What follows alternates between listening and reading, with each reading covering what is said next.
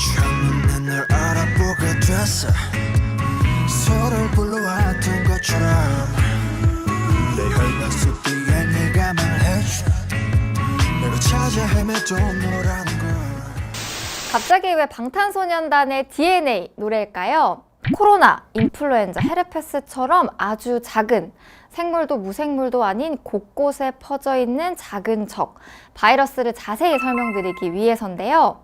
바이러스는 DNA는 있고 RNA는 없거나 RNA는 있고 DNA는 없기 때문에 온전한 생물체로 보기 어렵습니다. 찾아 헤매도 너라는 걸. 그래서 바이러스는 바로 너, 숙주를 찾아 헤매게 됩니다. 그런데 세균과 바이러스를 헷갈리시는 분들이 굉장히 많은데요. 이 세균과 바이러스는 어떻게 보면 비슷하게 보이지만 사실은 굉장히 다릅니다. 우리 몸에 병을 일으키는 원인이 되는 물질을 병원체라고 합니다. 병원체는 크게 세 가지로 분류할 수 있는데요. 세균, 곰팡이, 바이러스입니다. 이 중에서 전염성이 강하기 때문에 많은 사람들을 괴롭히는 것은 세균과 바이러스인데요. 이 세균과 바이러스의 차이점 5가지를 설명해 드리겠습니다. 첫 번째, 세균과 바이러스는 구조가 다릅니다. 세균은 세포벽, 세포막, 핵, 단백질 등으로 이루어진 하나의 독립된 생물입니다. 반면 바이러스는 유전물질을 이루고 있는 핵과 이를 둘러싸고 있는 단백질이 그 구조의 전부이기 때문에 독립된 생물체로 보기 어렵습니다. 따라서 세균은 스스로 번식할 수 있지만 바이러스는 스스로 번식할 수 없기 때문에 생물과 무생물의 중간 단계라고 불립니다. 두 번째, 증식 방법도 다릅니다. 세균은 공기 중이나 사람 몸속 등 먹이가 있는 곳이면 스스로 충분히 증식을 할 수 있습니다. 반면에 바이러스는 살아있는 세포를 숙주로 삼아야지만 번식할 수 있습니다. 따라서 바이러스가 대기 중에 오래 생존하지 못하는 이유도 바로 이 때문입니다.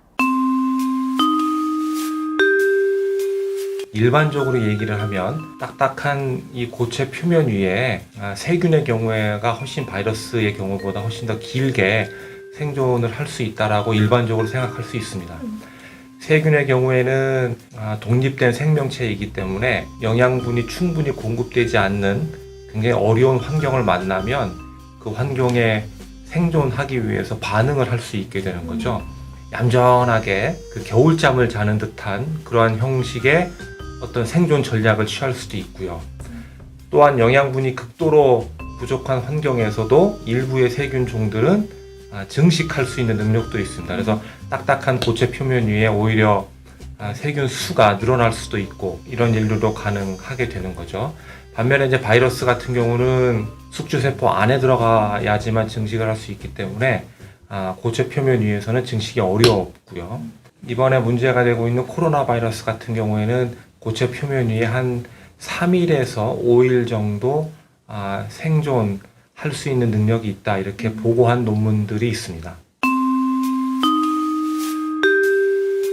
바이러스가 숙주세포 밖에 존재하게 될 경우에는 하나의 입자라고 보는 것이 맞기 때문에 이 바이러스의 생존력은 다시 숙주세포 안에 침투할 수 있고 침투한 이후에 증식할 수 있는 능력이 있느냐 없느냐를 가지고 바이러스의 생존력을 우리가 판단하게 되는데 제가 아까 말씀드린 3일 내지 5일 이후에는 그 능력이 없어지게 되는 거죠. 그래서 적당한 표현은 아닐 수 있지만 사멸했다라고 일반적으로 얘기를 하게 되는 거죠.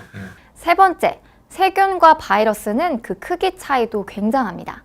바이러스는 세균보다 훨씬 작은데요. 세균의 크기는 0.2에서 10 마이크로미터로 광학현미경으로 볼 수 있지만 바이러스의 경우에는 그 종마다 조금씩 다르긴 하지만 일반적으로 세균의 약 1000분의 1 크기로 전자현미경으로만 볼 수 있습니다. 네 번째, 감염병이 이전에는 세균 위주였다면 최근 유행하는 감염병은 바이러스 위주입니다. 흑사병, 콜레라, 결핵 등이 세균에 의한 질병이라면 최근 유행하고 있는 코로나 바이러스, 그리고 메르스, 사스 등 호흡기 질환은 물론이고 에이즈와 감염도 바이러스에 의한 질환입니다. 일반적으로 바이러스는 세균에 의한 질환보다 더 전염성이 강합니다. 예, 이게 사실 겨울철에 우리가 감기 많이 걸리고 독감 환자들도 많이 발생하고 이제 이런 일들을 쉽게 볼 수 있는데 이러한 상황은 사실 기온에 굉장히 밀접한 관련이 있습니다. 많은 연구 결과들을 보면 온도가 낮아지게 되면 바이러스 입자가 조금 더 작아지고 조금 더 견고해지는 그런 경향을 보이게 됩니다. 그래서 공기 중에서도 더 멀리 전파가 가능해지고 뭐 이런 특징이 있습니다. 그래서 겨울철에 인플루엔자 바이러스나 감기 바이러스 이런 바이러스 파티클들이 조금 더 높은 전파력을 보일 수 있게 되는 측면이 하나 있고요. 그 다음에 이제 체온이 1도가 낮아지게 되면 우리 몸의 면역력이 한 30% 정도가 낮아진다라는 보고가 있습니다.